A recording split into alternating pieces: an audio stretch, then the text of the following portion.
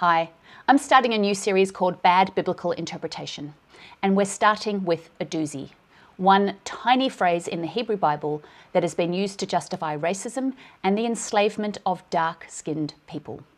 That phrase, the curse of Ham, or more accurately, the curse of Canaan. It's a story we find in Genesis 9, where Noah and his 3 sons have survived the flood, and the youngest of them, Ham, walks in one day to find Noah drunk and passed out and naked or uncovered in his tent.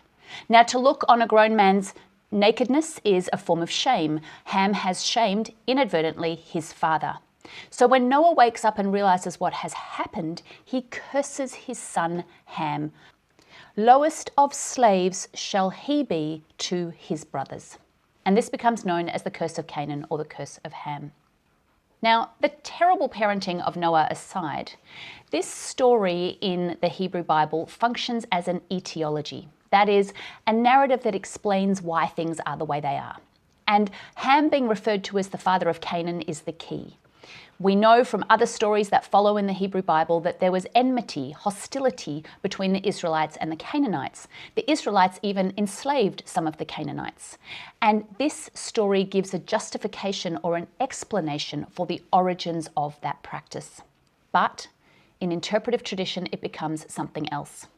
In the 15th century, in the works of a Portuguese historian, we find the first reference to the curse of Canaan or the curse of Ham being used in reference to the slave trade.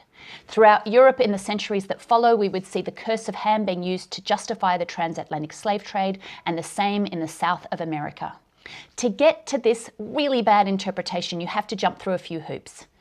In the story, Ham is father of Canaan and a number of other nations, including Egypt and some African nations.